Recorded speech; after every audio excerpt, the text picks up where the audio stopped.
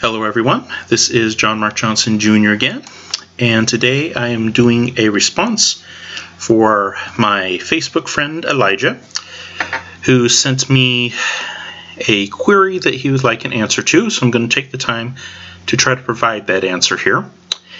I have been friends with Elijah for a while on Facebook, and I apologize, Elijah, I can still not figure out how to pronounce your first and last name.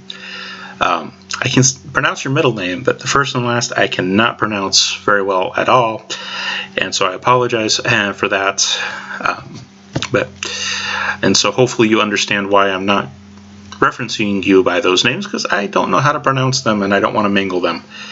But anyways, Elijah and I have been friends for a really long while on Facebook, and one of the areas of disagreement between us, there's lots of things that we agree on, but one of the areas in which we disagree is basically whether or not Christians, being followers of Christ, should own, possess, and be willing to use weapons.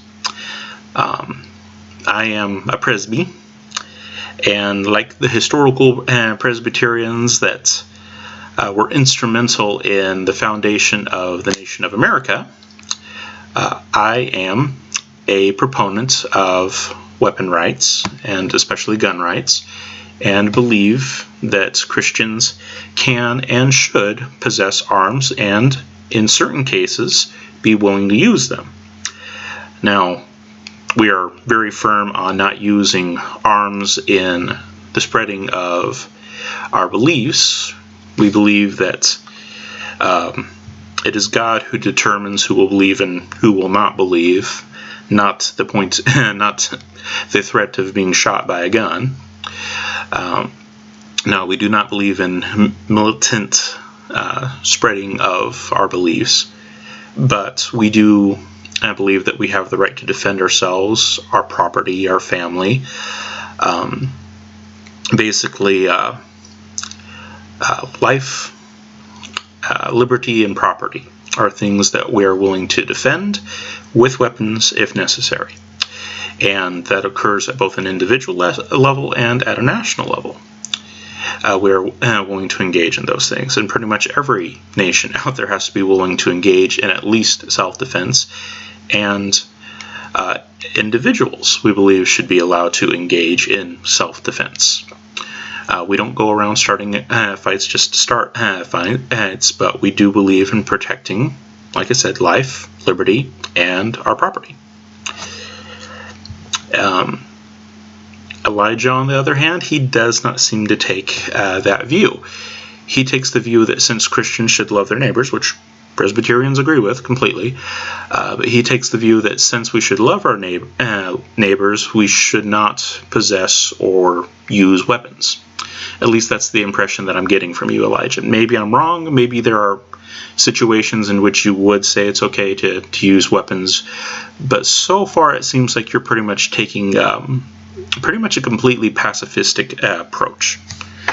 And maybe I'm wrong, but that seems to be the point of view that you're taking. And I do not mean to be rude at all in saying this, but I'm just pointing out the extreme that you seem to take. You seem to be of the mindset that if a woman was being raped in your presence, that you would not use necessary and even a deadly force to stop her from being raped. That seems to be the extreme that you're taking it to. Perhaps I'm wrong on that, but it seems that your encouragement to the rape victim would be to love your enemy and endure the rape. That seems to be the extent that you're taking it to. I hope that isn't the case, personally, because in my view, as a biblical historical Christian, as a Presbyterian, I would count that as a travesty of justice.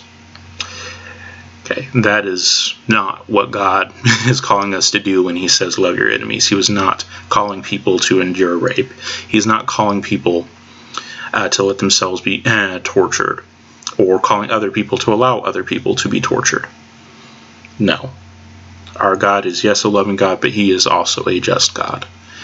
And allowing someone in your presence to be raped or tortured is not just.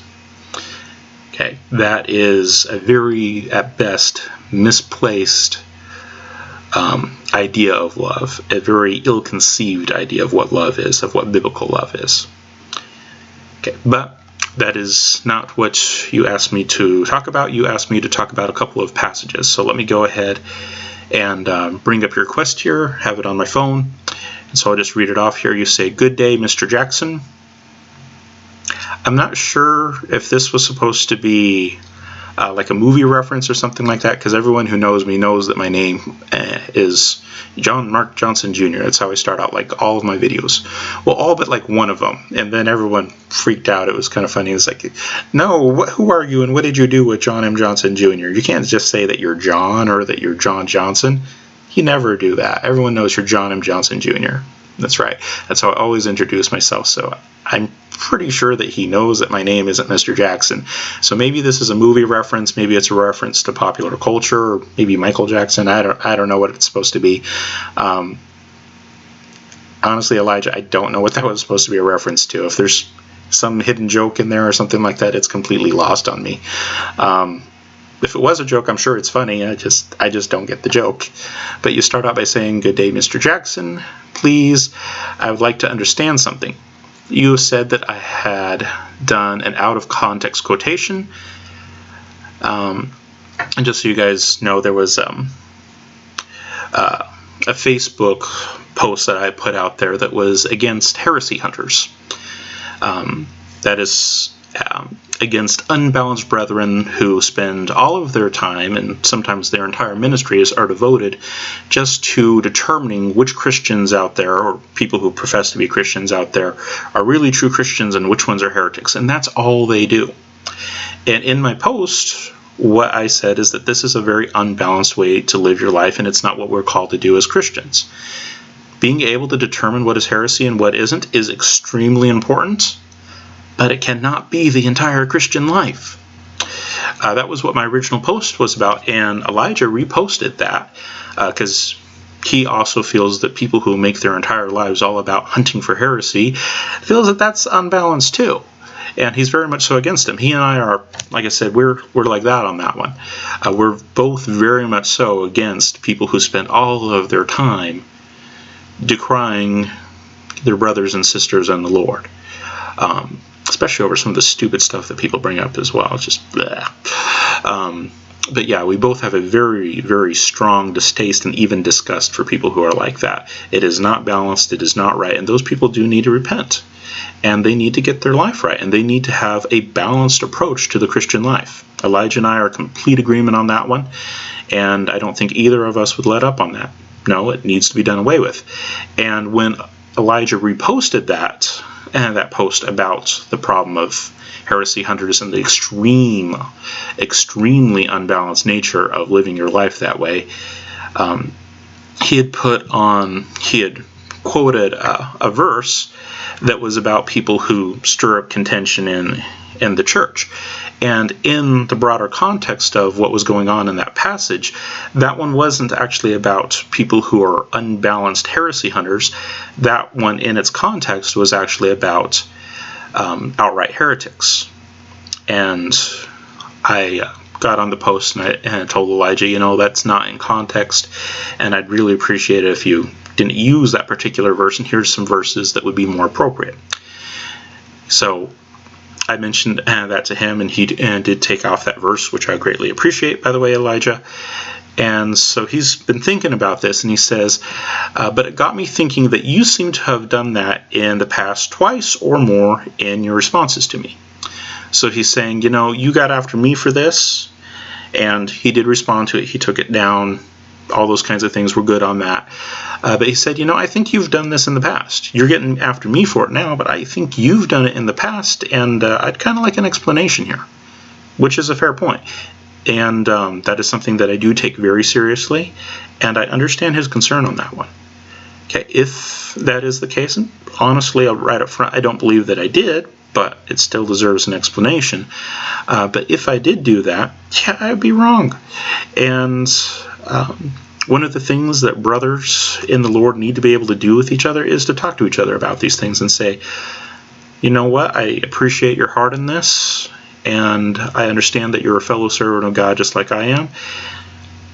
And I also understand that, as it says in Romans 14, I am not anyone. I'm not in any position to judge another servant. We stand or fall before God, not before each other. When we come to each other, it says iron sharpening iron, as Proverbs, I believe it is, that talks about that. As iron sharpens iron, so one man sharpens another. We're not judged on the basis of whether or not someone else likes us or someone else happens to agree with us. We stand or fall before God. But we do have the capacity, since we're in the body of believers, to help each other out. The body is made up of different members who do different things that aid all of the other members. As Paul says, and speaking to the Corinthians, he says, can the foot say to the eye, I have no need of you, or vice versa? Every part of the body needs the other parts, and it's the same thing in the Christian walk. Do we stand or fall before each other? No, we stand or fall before God. But what one of us is lacking, what one of us doesn't see, so for example, the foot can't see, someone else will be able to see it. And where one person is not able to go in and of themselves, another person can. The eyes can't go anywhere of themselves, but the feet can. That's what Paul was talking about. One makes up for the other. One assists the other. One helps the other. And so what Elijah is trying to do here is to say, okay, you sharpened me a little bit on this one, and I see your point. He might not have agreed fully with my exegesis of whatnot, but he was still kind enough to take it down and, concede the point, at least, just out of brotherly courtesy, if nothing else. But he's saying, okay, you sharpened me, it's my turn to sharpen you. So he goes on to bring up the places where he thinks that I took verses out of context. He says, in your defense of possession and use of ammunition, and I think he means weapons there. And for those of you guys who don't know Elijah, he is not native to America. And because of that, when he speaks English, it's of course not going to be American English, and he's not going to use all of the standard words that we would use for things. So cut him some slack on that one. If you were to go and visit him in his native country and speak some of the national and regional languages there, you'd probably mess up some things too. So don't hold that against him, please. But he says, in your defense for possession and use of weapons, I'm filling that in because in standard American English, I think that's what he meant. In your defense of possession and use of weapons, you quoted Jesus' words in Luke 22, and I think he meant verse 36, so we'll just do that. Luke 22:36 as a command to get weapons literally. Okay, there he uses weapons. I think he was just had the wrong word in mind before. Okay, so as a command to get weapons literally, which was not what Jesus was trying to make known in the passage. So that was the first passage that he wanted brought up. And then the second passage, number 2, he says, you also claim that the act of Jael to kill Sisera is an example to follow to kill enemies, when God only commanded them to destroy the Canaanites in the passage. And so that's the other one. So there's Luke, I'm pretty sure he meant Luke 22:36, and then there's the account in Judges of Jael killing the Canaanite commander Sisera, and that is in Judges 4, I believe. And then he finishes out his post by saying, please, I want to understand, are these above not out of context citations used to make your point, hoping to get your response soon? Thanks. All right, thank you very much, Elijah, for the post and for engaging in some good brotherly sharpening. So like I had brought up with the post that you would use, that I argued was out of context. It was not about brothers who are unbalanced, but instead the passage that you used in context was actually about outright heretics. I made that point. You interacted with that, and you took down that particular quotation. I thank you for that. But you've brought up these ones in counterpoint. You're saying, okay, you sharpened me a little bit. It's time to sharpen you a little bit. What about Luke 22:36? Did you actually use that one in context, John? And then Judges chapter 4 with Jael killing Sisera. Did you use that one in context? And so that's the challenge. Did I use those ones in context? Personally, I believe that I did, but of course that merits an explanation. So let's go to the passage in Judges first. And the specific one that I think that I originally brought up to you, Elijah, and correct me if I'm wrong, but I think I actually went to Judges 5 and actually pulled the quote from the song, so I'm going to go ahead and bring that up. So Judges 5, starting in verse 24, it says, and this is a song that was sung after a military victory by the Israelites, and this is kind of their song of triumph, and this is part of what is sung. It says, "Most blessed of women be Jael, the wife of Heber the Kenite, of tent-dwelling women most blessed. He asked for water, and she gave him milk. She brought him curds in a noble's bowl. She sent her hand to the tent peg, and her right hand to the workman's mallet. She struck Sisera, she crushed his head, she shattered and pierced his temple. Between her feet he sank, he fell, he lay still. Between her feet he sank, he fell. Where he sank, there he fell, dead." Alright, so my points originally, because like I said, Elijah and I do not agree on whether or not Christians can possess and in certain cases use weapons, and I brought up the point that, there are instances of God's people using lethal force against their enemies in the Bible, and this is simply one example of that. And Elijah's rebuttal seems to be, well, this is a special case. This is not to typify the godly person's life. This is a special case where they were especially told that they were to kill the Canaanites. Now, as far as Judges 4 and 5 are concerned, there's actually no specific mention in Judges 4 or 5 that they are to kill only the Canaanites. Yes, that these were the people that they were warring at the time, but there is no specific there is nothing specific in the passage that actually limits it to the Canaanites. That's just simply the condition that they were under. Let me show you what I mean. So, Judges 4. And we'll just start right in verse 1. It says, "And the people of Israel again did what was evil in the sight of the Lord after Ehud died. And the Lord sold them into the hand of Jabin, king of Canaan, who reigned in Hazor. The commander of his army was Sisera, who lived in Harosheth Hagoyim. Then the people of Israel cried out to the Lord for help, for he had," and this is speaking of the Canaanites, "for he had 900 chariots of iron, and he oppressed the people of Israel cruelly for 20 years. So why is it that they were fighting the Canaanites? It was because the Canaanites had been oppressing them. There is no reason to believe, based on this passage, that if it had been any other group that had oppressed the Israelites, that God wouldn't have told them to fight them. If the Egyptians had been oppressing the Israelites, isn't it quite likely that God would have told them to fight the Egyptians or anyone who was oppressing them? What is the reason why it was the Canaanites who were being fought here? It's because it was the Canaanites who were oppressing the people.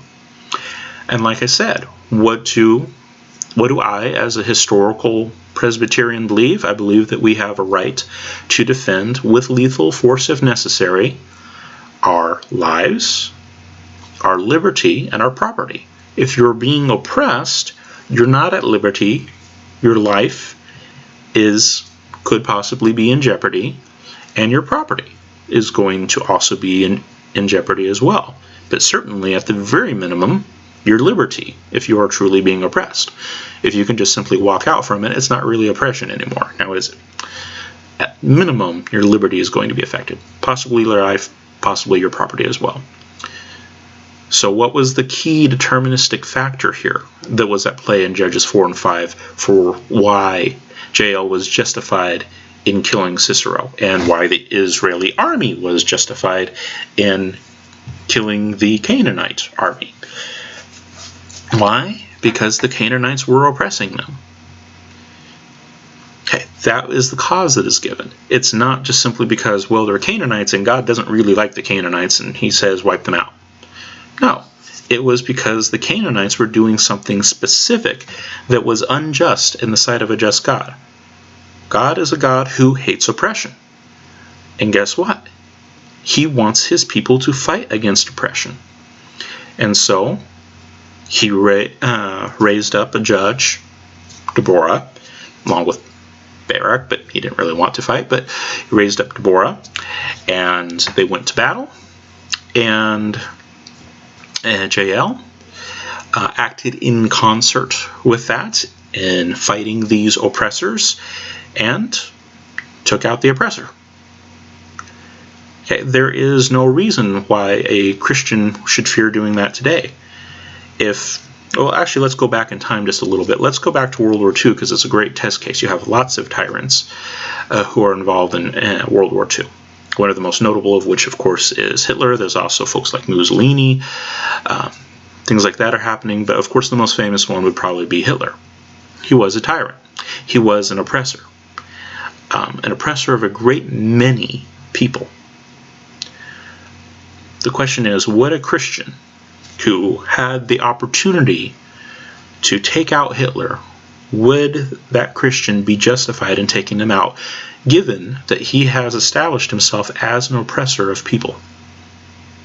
Yes, they would.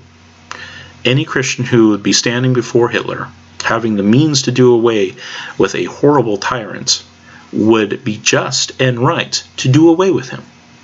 And not only would it be just and right, but a Christian would be obligated to do this because our God is a God of justice. If you see injustice being done and you don't do something about it, you are complicit in that injustice and you are just as guilty as that tyrant. If you have the opportunity to make a difference, to save life, liberty, and property, and you do not act on that, you are just as guilty, at least in a sense, as the person who is actually committing the crime. And this goes all the way back to the beginning. What is it that we see in Genesis 9? This is after the flood. Mankind has become wicked on the earth. And they're multiplying, and because of that, their wickedness is multiplying. Men are evil, and lots of evil men means lots of wickedness. And so, God sends the flood in earlier chapters, starting around Genesis 6. God sends the flood to wipe out all of these people. And after the flood, God gives specific instructions to Noah, and what he basically says is, I'm not going to step in like this again. I'm never going to flood the earth with water like this again. But he gives Noah a commandment. And he basically says, you need to start taking care of this. Okay, you guys let it get out of hand before, and I had to step in. You don't want that. Because when I step in, I take care of the problem. If you don't want that to happen again, you need to execute the justice. If you don't want me to do it, then you need to do it. And so what is it that God tells Noah? Starting in verse 5, it says, And for your lifeblood I will require a reckoning. From every beast I will require it, and from man. From his fellow man I will require a reckoning for the life of man. Whoever sheds the blood of man, by man shall his blood be shed. For God made man in his own image. God is the one who instituted the death penalty. Before this, you have people committing murder and then basically getting away with it. Remember what happened with Cain? Was he punished?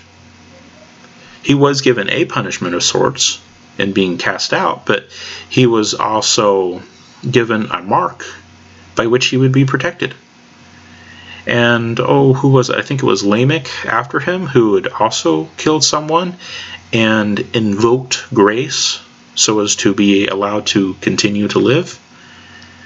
And this whole idea of a very, very messed up sense of grace, not one that was accompanied with repentance, but rather an entitlement, led to wickedness being multiplied. If there are no repercussions for your actions that you have to worry about in this earth, guess what? You can do anything. And the wicked heart of man goes right to those things. So what did God do after the flood? He said, you guys need to set some boundaries for yourselves so that your wickedness does not get out of hand again. And he specifically mentions it in the context of murder. If somebody murders someone else, it is your duty as mankind, as a fellow member of the human race, to take that man who has committed this heinous act and to put him to death. I am a God of justice. I demand that justice be done. If you allow a murderer to go free, you don't value my law. You don't value my standard. You don't value the justice that I value. Okay? This is why historically Christians have been the ones who've been the most in favor of the death penalty in certain cultures, at least, especially in this modern culture. It's Christians that are typically much more in favor of the death penalty than the secular world is, and especially here in America. And the reason for that is because Christians actually have an absolute sense of justice, whereas the secular world does not. The secular world is very much so trying to emulate the world before the time of the flood. Yeah, I've done this heinous thing, but grace.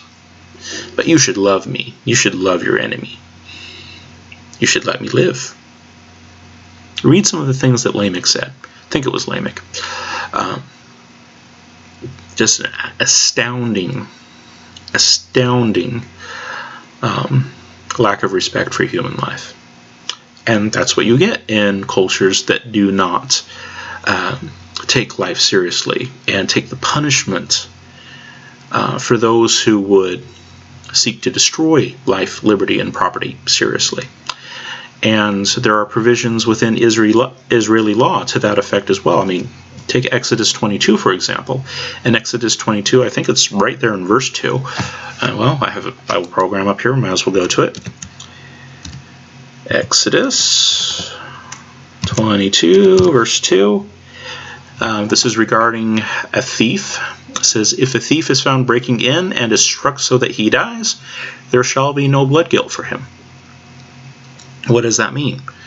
What it means is that if someone breaks into your house and poses a legitimate threat to especially your life, you have every right to protect yourself and to kill him. And when you do, it's not counted as murder in God's sight. It is counted as justice in his sight. Now, were there limitations on that? Yes, there were. Can you kill anyone for any reason? Oh, he's in my house and I don't want him to be. It wasn't as simple as that. Okay, and no biblical Christian would ever make it as simple as that. Well, I don't like him and I don't think he's perfectly just, therefore kill him. No, there are restrictions, and very important restrictions. Okay. But it is still permissible in God's sight for people to defend themselves, even including lethal force. And that has been a biblical standard from the beginning. It goes all the way back to Genesis 9. You guys need to seek justice on the earth, otherwise it's going to be me, and believe me, you don't want it to be God. You don't want it to be God that does justice on the earth, because when he takes care of the problem, he tends to take care of the problem. Remember the flood? How many people survived that? Only 8. And they only survived because they were handpicked by God to survive. Believe me, you don't want God to be the one to execute justice. Man's justice is far, far more lenient than God's is. And yes, man can be cruel because he's wicked and depraved. But remember, God is the one who can destroy the body and soul in hell for eternity.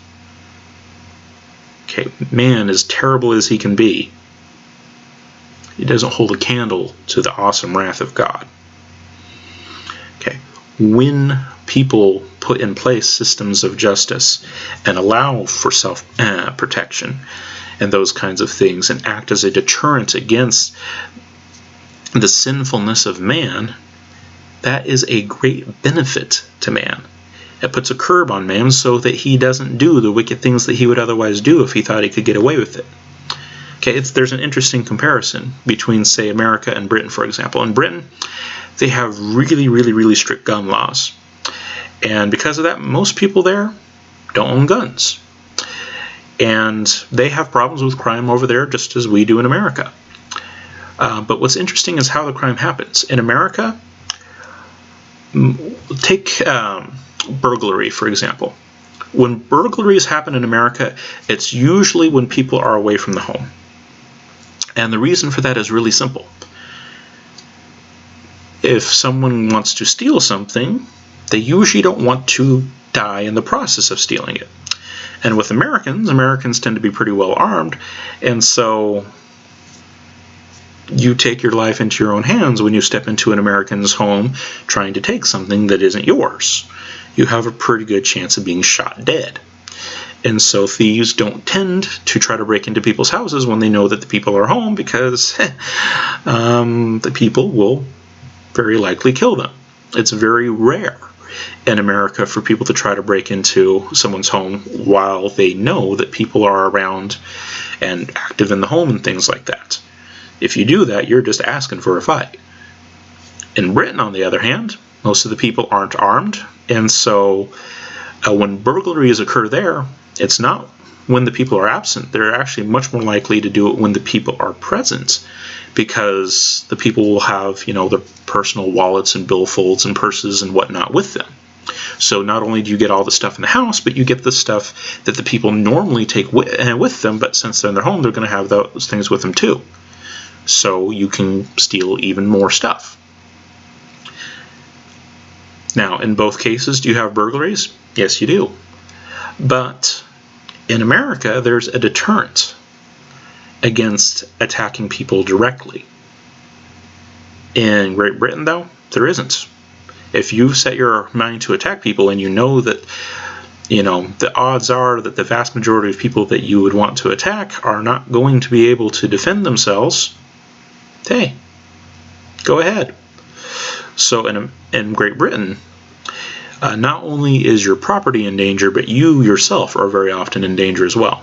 In America, it's much more likely that people will try to take your stuff when you're not around than when you are, just because they know that in America, if you try something stupid, you're more than likely to wind up with a bullet in your head. That's a deterrent against the sinfulness of man. And that is a deterrent that God himself put in place all the way back in Genesis 9. And so when we fast forward to Judges chapter 4, and we have the Canaanites oppressing Israel, and them responding to that oppression, yes, at the command of God, but still responding to that oppression, guess what? They're doing exactly what God set out for them to do. God said, you guys need to have a system of justice in place. And when people step outside of that, there need to be real repercussions for it. Take them out. Yes, there are limitations on it. Okay, you don't become oppressors in the pursuit of trying to eradicate oppression. That doesn't really work.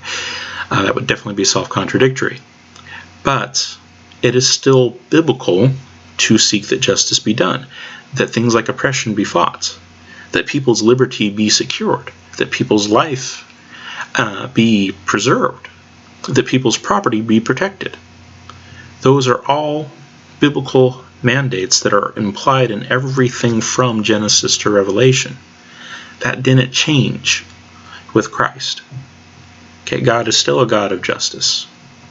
Now, yes, the Christian people are not only a people of justice, but we're also a people who have a gospel proclamation. and a message of reconciliation with our Creator. But that does not usurp or supplant justice. Thinking of some fairly early case law in America, because America really was founded on very Christian principles. In early judicial proceedings in America, you see the full force of a thoroughly Christian worldview and one that embraces justice and mercy at the same time. There was one case, I cannot remember the name of the particular fellow, please forgive me for that, but a fellow, I believe it was, who had been put on trial for murder, I believe it was, and he was convicted. And as the Christian worldview requires, a convicted murderer deserves the death penalty, and so he was going to be executed. But before he was executed, the judge called him up to the bench and basically preached the gospel to him. Yes, you deserve to die, and you're going to die. You are an enemy of people. But there is still a way of reconciliation with your Maker. That is the true biblical worldview. Justice and grace working side by side. Now, when that judge condemned that man to death, was he hating him? No.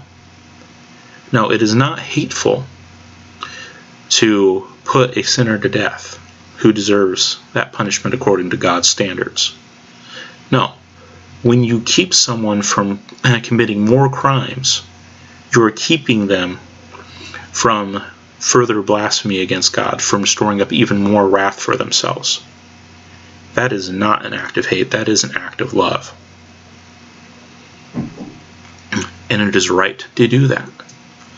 And if you have the opportunity to actually tell them where true peace comes from and to proclaim the gospel of Jesus Christ to them, so be it. But that does not in any way negate the requirements of justice. All right, and then the other passage that you talk, well, actually I kind of want to stay in the Old Testament for a little bit here, just to bring up another example. So all the way from Genesis chapter 9, you have a blanket general statement for all mankind that all mankind is responsible for justice. You have a specific application of that in Judges chapter 4, where you have a specific people who are oppressing the Israelites. And because of that oppression, the Israelites respond. And if it had been any other group who were oppressing the Israelites, they would have been just and right to overthrow them as well, to take them out. Oppressors are evil in God's sight and need to be removed. Oppression cannot be allowed to continue by just and good people. You cannot call yourself just and good if you allow oppression to continue. It's that simple. And that is why Israel did what they did. The reason was there in the text. What is it that the Canaanites did that merited their destruction? In that specific instance, it was that they were oppressing the Israelites. And we've seen other cases in the Bible where similar things happened. You have, say, the Philistines, which is, of course, a specific subgroup that do these things. You also have the Egyptians being fought.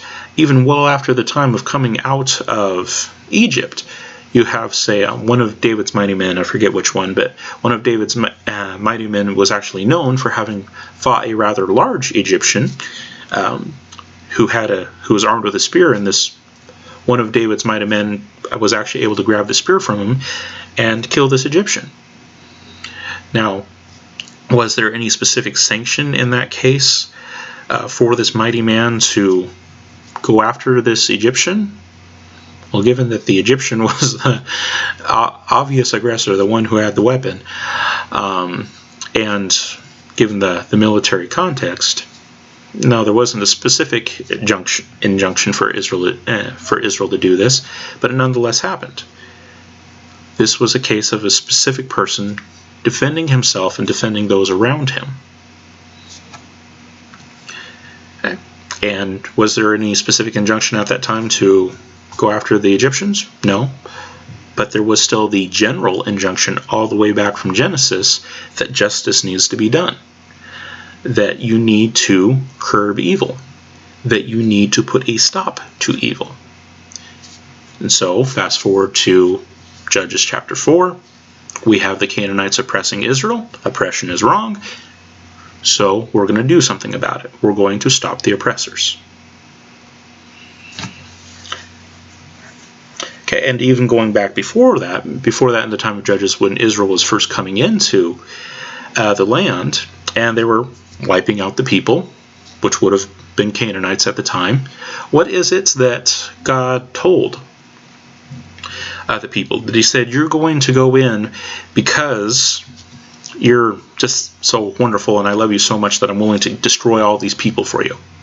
No, that's not what he said. In fact, that's pretty much the exact opposite of what he said. Let's go to Deuteronomy chapter 9, and I believe it's verses 4 through 5, not 45. This is what God actually told the Israelites when they were entering the land. He said, do not say in your heart, this is Moses speaking on God's behalf, God delivering his word through Moses. Do not say in your heart, after the Lord your God has thrust them out before you, speaking of the Canaanites, it is because of my righteousness that the Lord has brought me in to possess this land.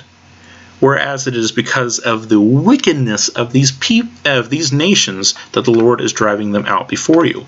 Not because of your righteousness or the uprightness of your heart are you going in to possess the land, but because of the wickedness of these nations the Lord your God is driving them out from before you, that he may confirm the word that the Lord swore your fathers to Abraham, to Isaac, and Jacob.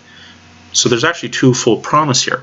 You have the original promise that God gave to Abraham, that Abraham's descendants would occupy this land. But even back then, even back in Genesis, God tells Abraham that the wickedness of, I believe it was, what did he say, the Amorites at that time? The wickedness of the Amorites is not yet full. Instead, what you see is God looking at these people and seeing the evil that is in them and saying, these people are going to need to be taken out. And so I'm going to raise up a nation specifically to take them out. And that nation was Israel. So yes, there's a promise for Israel as an inheritance, but the reason why Israel got the inheritance was because God was taking care of another problem. He was taking care of the injustice of these people.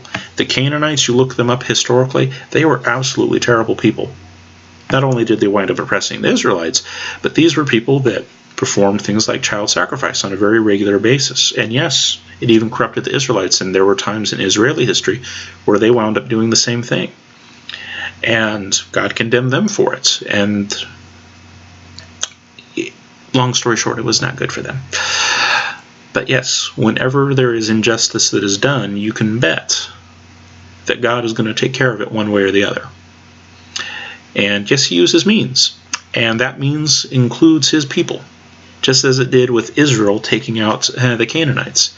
And why is it that the Israelites took out the Canaanites? Because they were going in to possess their land? No. It was because the Canaanites were wicked and evil people.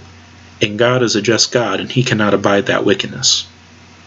Because God had given mankind the responsibility of putting to death the wicked, all the way back in Genesis 9. Hey, wickedness cannot be permitted to exist on the face of the earth.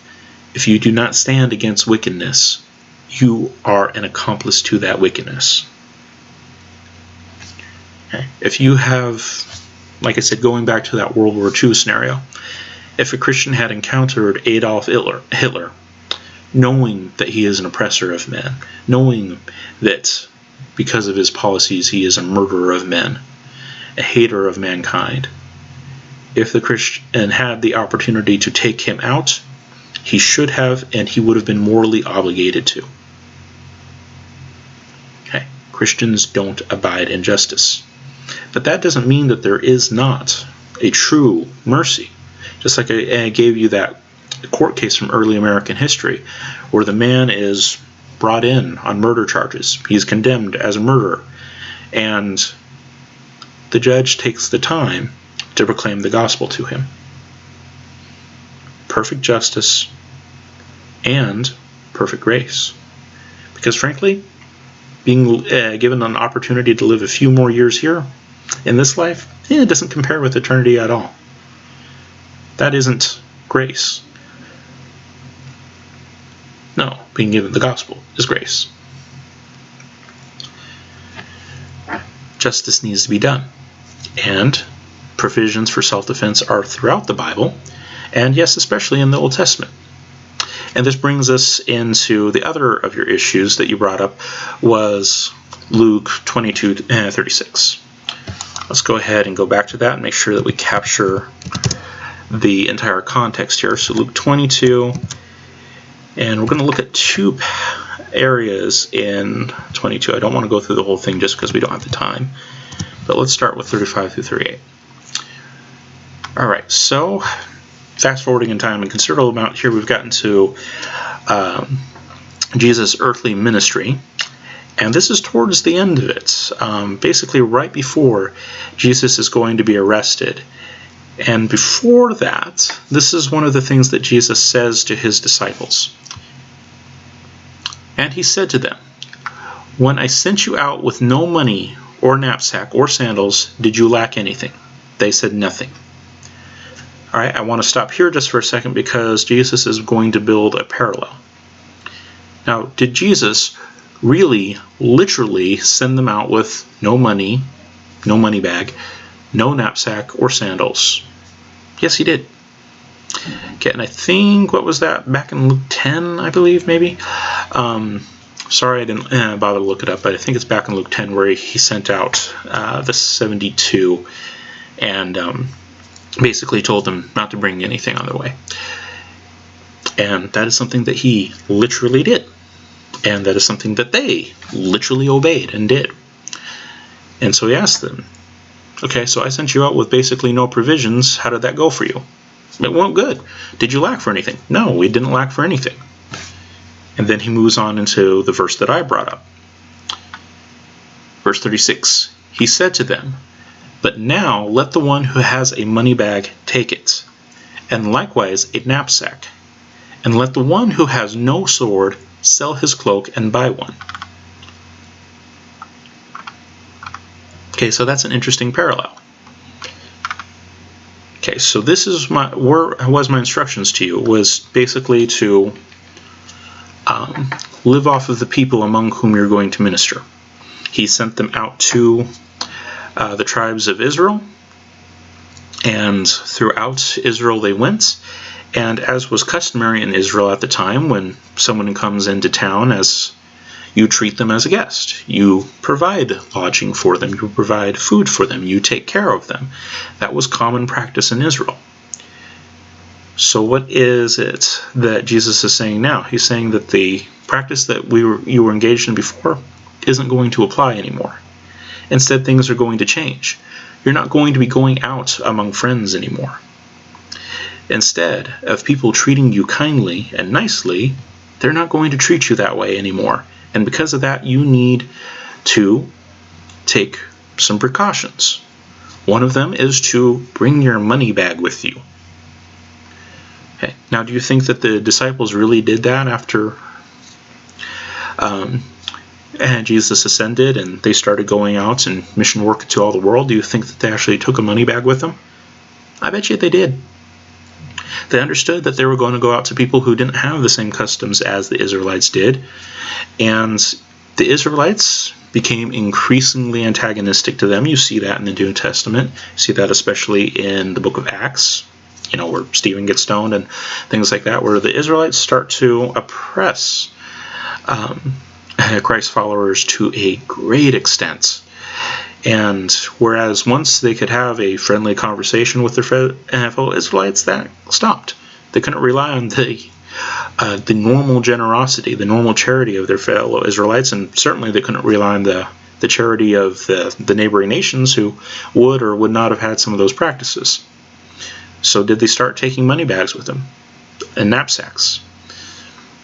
Actually taking, clothing or whatever it was. Actually, you usually didn't change clothes all that often in the ancient world, but some sort of provisions with them, something that would go in this knapsack. Did they do that? I think it'd be pretty reasonable to say that they did start doing it. So you have this parallelism code. This is what you did before. This is what I want you to do now. And everything in that list of what I want you to do now seems like those would be things that the early Christians would have been doing. They would have been taking their money bag with them. They would have been taking knapsacks with them. And so my question for you, Elijah, is why do you think it would be any different for this last part of the verse? Do you think that the early Christians didn't take their money bags with them after the ascension and they started going out into all the world? Do you don't think that they took knapsacks with them? They didn't actually make provision for where they were going? I don't think that's reasonable. And if it's not reasonable that they wouldn't have taken a money bag and a knapsack with them, if it is reasonable to assume that they did start taking money bags with them and knapsacks with them, that they started making reasonable provisions for where they're going, then why is it that the last part of this verse wouldn't apply? When it says, "Let the one who has no sword sell his cloak and buy one," why would we believe that that part wouldn't apply?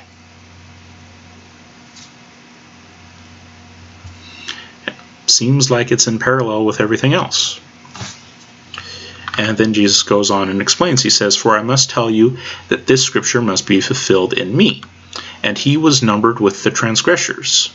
For what is written about me has its fulfillment." So what is Jesus saying? He's saying, I'm going to be numbered with the transgressors. I'm going to be numbered with the people who are hated. I'm going to be numbered with the people who are thought ill of. People are not going to like you because you're associated with me. That was Jesus' point in saying this. You guys can't go out relying on the charity of people anymore. Because of me, their charity is going to turn to hostility, and you need to take reasonable steps to defend yourself. You need to start carrying your money with you. Because guess what? They're not necessarily going to take care of you. And if you go out there without any provision for your own food and procuring whatever you need while you're out there, you're stupid. No. Go out there and make provision for yourself. Take a money bag. Take a knapsack. And if you don't have a means to defend yourself, sell your cloak and get a sword. And they said, "Look, Lord, here are 2 swords." And he said to them, "It is enough."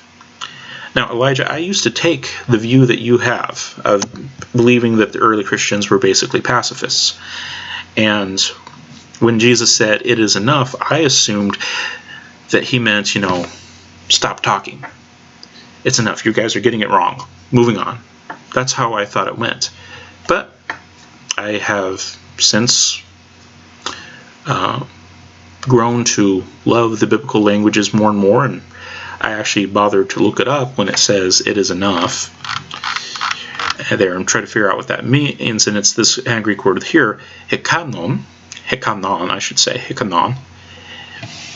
And that is a very interesting word in the Greek. It is, I'll just use the lexicon right here. It is use of implied measurement that reaches a certain stage. Sufficient, enough, adequate. It's not a statement where you say, "I'm done talking now." Enough talk. You guys are getting it wrong. It's not used for that. Instead, it is a statement of sufficiency. It's a statement of saying that something has met some necessary requirement. So when the disciples come to him and say, "We have 2 swords," he's not saying, "You guys got it wrong." He's saying, "That's enough for now." He's saying, "This will do the job." He's not saying, "No, don't bring swords." No, he allows them to take the swords with them. As he's going to be arrested, there are 2 of his disciples that are wearing swords when Jesus is arrested. Some people kind of forget that, but that is true. And Jesus allowed them. He didn't say, "Oh, I didn't mean it literally. You guys should leave those here." He doesn't do that. Instead, he allows them to take the swords with them, and he says it is enough. Hekanon. It is sufficient. It is adequate. That is an appropriate measure. It is good to take this. It is an affirmative. It's not a negative, it's an affirmative. This will get the job done. It was a reasonable precaution. Now, did they abuse that precaution? Yes, they did. So let's go to a little bit later in the chapter, Luke 22. Let's start in verse 47 and go through verse 41. Okay, so you have Jesus speaking to his disciples, and it says, "While he was still speaking, there came a crowd, and the man called Judas, one of the 12, was leading them. He drew near to Jesus to kiss him. But Jesus said to him, 'Judas, would you betray the Son of Man with a kiss?' And when those who were around him saw what would follow, they said, 'Lord, shall we strike with the sword?' And one of them struck the servant of the high priest and cut off his right ear. But Jesus said, 'No more of this,' and he touched his ear and healed him." And this is where a key distinction lies. Jesus was perfectly okay with them carrying swords that night. The difference was in the use. When they launched this attack against the servant of the high priest, they were acting in a manner that was not in accord with Christ's purposes. Christ didn't come to be a conquering earthly king. And that was even part of the conversation that he had with Pilate. If I was an earthly king, my followers would fight for me. But I'm not. That's not what I came to do. And because what they were doing was not in accord with Jesus' purposes, he did not come as a normal earthly king, but rather he came as, in this case, he came as our Redeemer for God's people, the Redeemer of God's people. Military conquest would not have served his end at that point, and so that's why Jesus reprimands them and tells them no more of this. And you look at other accounts in other Gospels, Jesus tells the one who drew the sword, which if I remember right is Peter. You have to look at other accounts there. Actually, let's see if I can bring that up here. I think the other account that I'm thinking of is in Matthew 26. And let's see here.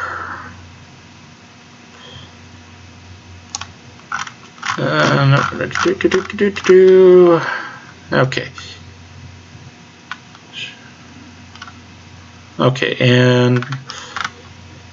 Okay, so it doesn't actually say Peter in this one, but it says, "And behold, one of those who were with Jesus stretched out his hand and drew his sword and struck the servant of the high priest and cut off his ear." Again, Jesus was obviously okay with this person carrying a sword in his presence and being one of his people. But what was wrong is what they did with it and what Jesus' purposes were. Then Jesus said to him, "Put your sword back into its place, for all who take the sword will perish by the sword. Do you think that I cannot appeal to my Father, and he will at once send me more than 12 legions of angels? But how should the scriptures be fulfilled that it must be so?" So Jesus is saying, look guys, I can defend myself. That's not why he was okay with them bringing swords. It was so that they could defend themselves. You guys don't need to defend me. I've got this. I'm good. What I'm doing now, I'm doing to fulfill God's purposes for me. You don't need to fight for me. Okay, if I wanted to fight, I could. It's not the issue here. Okay. But what's interesting is that he says to put the sword back into its place. He doesn't say, put it down and never take it up again. Instead, it's put it back into its place. Put it back into its scabbard. Put it back on your belt. Keep carrying it. Okay. A lot of people take the statement that comes afterwards, "For all who take the sword will perish by the sword," as an admonishment against using weapons. that isn't the case. That is just simply the nature of warfare. Okay, and this is something that you see in the Old Testament, is that I see the understanding that people have is that, people who go into a violent situation and fight in it very well could lose their lives. And that was the understanding, is that if you fight, you need to be prepared to die. And that is what Jesus is reprimanding this fellow with. Do you think that you're going to be immune from death just because you're with me and just because you're fighting for my cause? No, if you fight, you are going to suffer the same kinds of terrors that befall all men who fight. Right? If you take up a weapon to fight, there's a really good chance that you're going to die taking up that weapon. I'm again reminded of World War II. Lots of men sent into Nazi-occupied land. They took up weapons, and a good many of them died by weapons used against them. That's the nature of bloody battle. And we shouldn't think that just because we're doing something that is just and right in and of itself, that we're necessarily going to be protected from dying. And that is a sober thing to keep in mind. But does that mean that you cannot carry a weapon? No. Jesus told them to put it back in its place, not to put it down and never take it up again.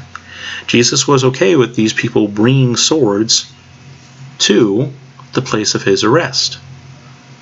What he wasn't okay with was how they used it, with them trying to use it in a way that was not in accord with his purposes. That's what he got after them for. He didn't get after them for having the weapons. He allowed them to take them. And he knew in advance. That's what Luke 22 is all about. He knew in advance that they had the swords. It wasn't like it was a surprise and he said, oh, you guys shouldn't have brought that. And, let me fix this. No, he knew full well that they had the swords in the first place. And he allowed them to take them. What he got after them for was not understanding why he was there. But he was not against them having weapons at all. Otherwise, he would have told them when it was brought up earlier in the evening, hey, we've got 2 swords with us. He would have said, leave them here. But he didn't say leave them there. Instead, he said, that is enough. It is hikanon. It is sufficient. It is, that will fulfill the measure of what is needed. It is a very different point of view from yours, Elijah. Okay, and you talk about places where Christ commands us to love our enemy. I know that you've talked about that before. And frankly, when Jesus says those kinds of things, he's quoting the Old Testament. The Old Testament tells us to love our neighbor, and it also tells us to love our enemy. Okay, Jesus wasn't instituting some new thing.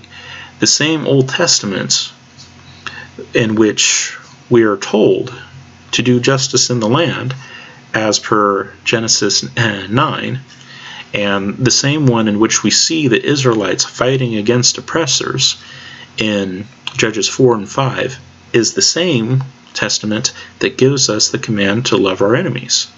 Jesus wasn't introducing something new, it was the same thing. Okay? And sentencing someone to death is not an act of hatred. Not if you're doing it from a position of justice. Because like I said, if you stop an evil man, sooner rather than later, he will have less time to store up wrath for himself. Stopping him before he gets further along is not an act of hatred, that is an act of love. Just like the judge who had the man who was guilty of murder before him, condemns him to be executed, but also preaches the gospel to him.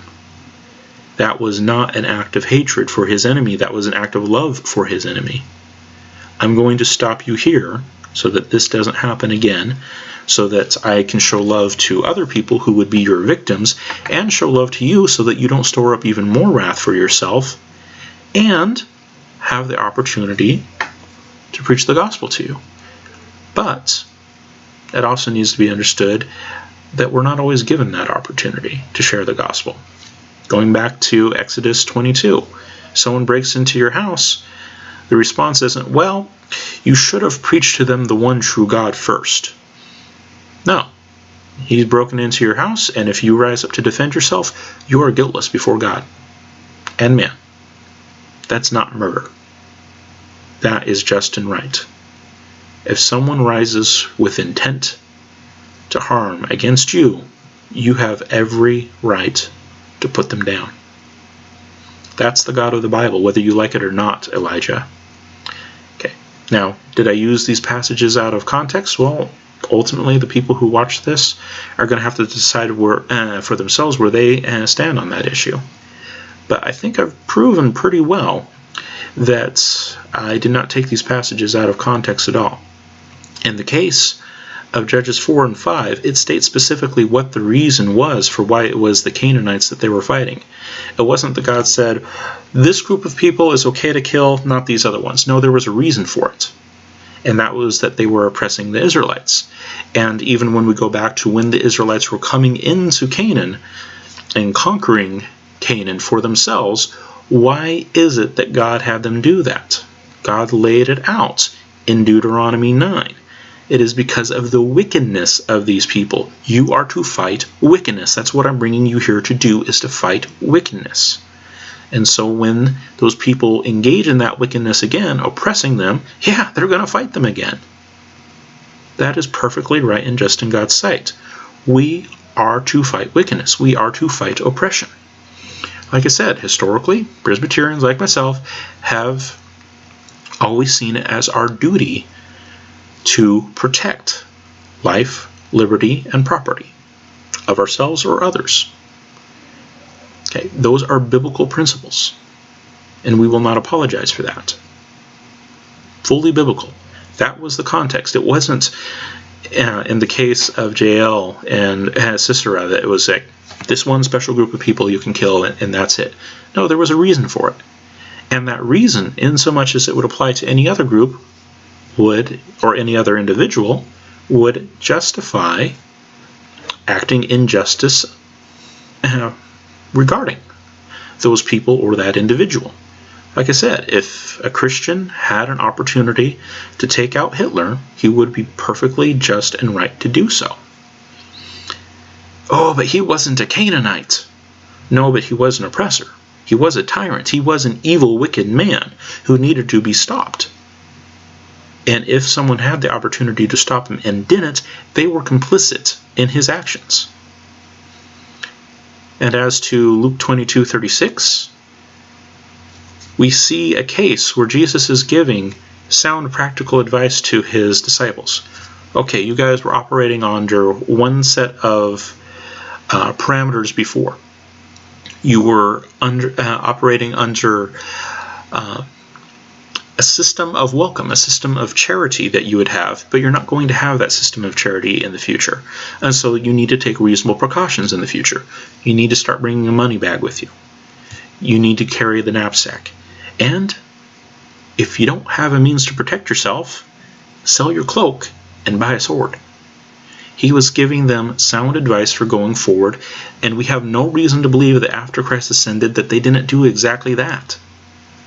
Do we believe that they probably took a money bag with them when they went out on their missionary trips? Did Paul take a money bag with him when he went on his missionary trips? We know that he provided for himself, and he made a point of that I have not put a burden on anyone. He didn't engage in the regular charity work that was normally to be expected of Israelites. He said, I know that my people are going to be against me when I preach this message, and so I'm not going to depend on their charity. I'm going to provide for myself. He took a money bag with him. He provided for himself. And there's no reason to believe that he or anyone, he would have had a problem with anyone in his company carrying a sword. And think about this in the context that it's given there in Luke 22. Jesus knows that these disciples have two swords in their possession, and he has given them this instruction. And he doesn't respond by saying, leave those here, you don't need those. Instead he says, that's enough. That's sufficient. Hikanon. That's enough. It's sufficient. That'll do. It's good. And he allows him to carry these things to the place where he's going to be arrested. And why does he stop them from using them? Simple. He came there to be arrested. He didn't want to prevent that. He said, hey, I could call down 12 legions here. I don't need your guys' protection. That's not why I had you guys carry the swords. I had you carry them for your protection, not mine. But he was perfectly okay with them carrying swords into the place where they were going to be arrested. And remember, this is under Roman occupation.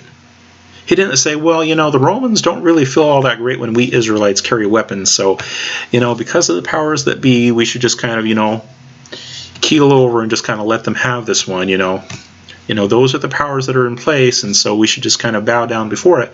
No, Jesus full well recognized that they were oppressors. And he full well recognized his disciples' right to defend themselves against oppressors.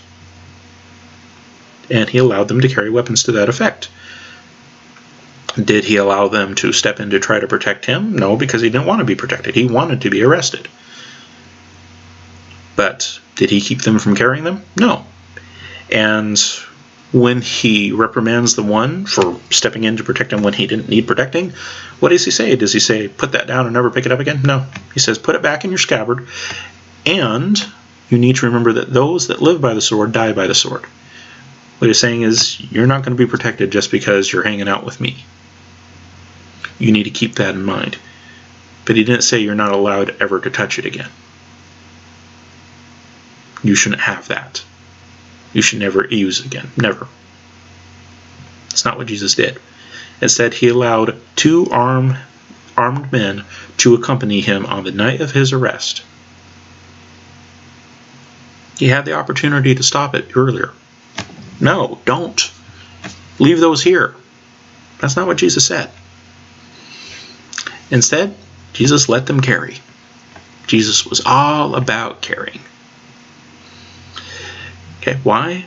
Because the God of the New Testament is not any different from the God of the Old Testament. When Jesus said, love your enemies, he was not doing it from any other worldview from that is presented in the Old Testament, because it's the Old Testament that he was quoting when he said that. The Old Testament preaches loving your enemies, and it's the same Old Testament in which Jael takes a tent peg and drives it through a man's temple. Same thing. Same worldview. And if you can't reconcile the two, if you can't understand how the two fit together, then you really need to go back and study the Bible and try to understand what the biblical worldview actually is. It is a worldview of justice and love together. Hey, do not be complicit in oppression. Do not be complicit with those who would seek to take life, liberty, or property. Fight them. You have every Christian right to do so. Understand, though, that if you take up arms, there's a really good chance that you're going to die. Those that live by the sword die by the sword. Okay, that is very true. And that should never be forgotten. Okay, when you do that, you do take your life into your hands. But there is absolutely no reason why, if you see a woman being raped in your presence, that you should not feel every right to step in and stop that rape with force. Lethal force if necessary. Okay, that is one of the crimes that God declares in the Old Testament is worthy of death. Hey, murder and rape are 2 big ones in the Old Testament that are both given death sentences. There's other crimes as well, but those are 2 big ones that are. Okay, you have a right to protect people. Okay. It is not good, it is not just to allow oppression to continue. No, if you have a chance to stop it, do it. Okay. If you had been standing in front of Adolf Hitler with a gun in your hand, you would be morally obligated in the Christian worldview to pull the trigger on Adolf Hitler to stop him.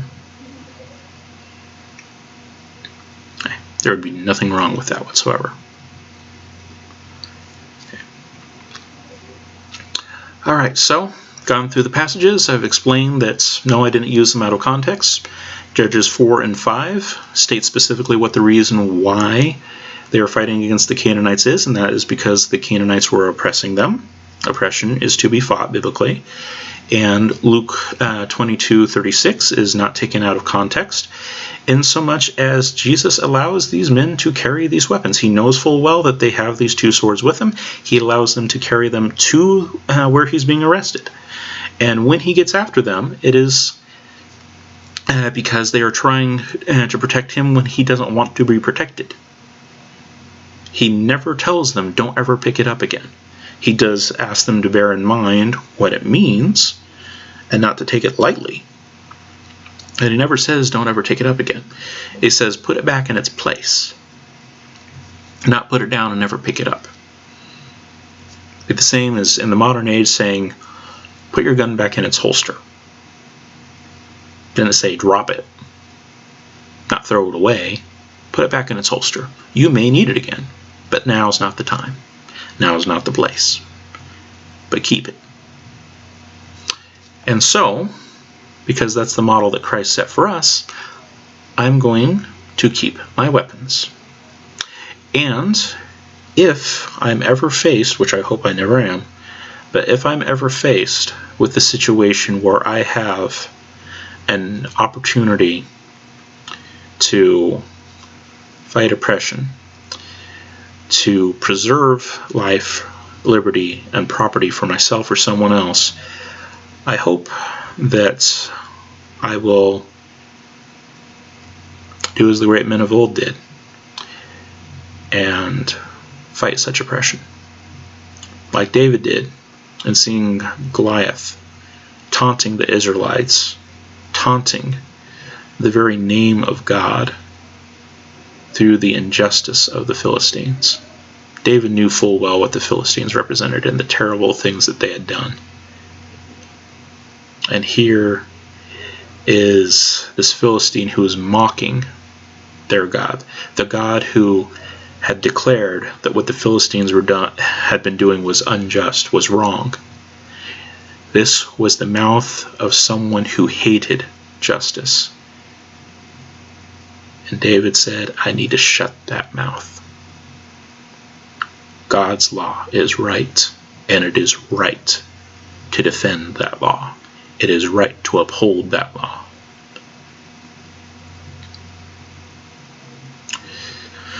Never to be done lightly, never ever to be abused. But what is right is right. And if I do not fight for what is right, I am permitting evil. And that is wrong. Thank you for listening. Bye-bye.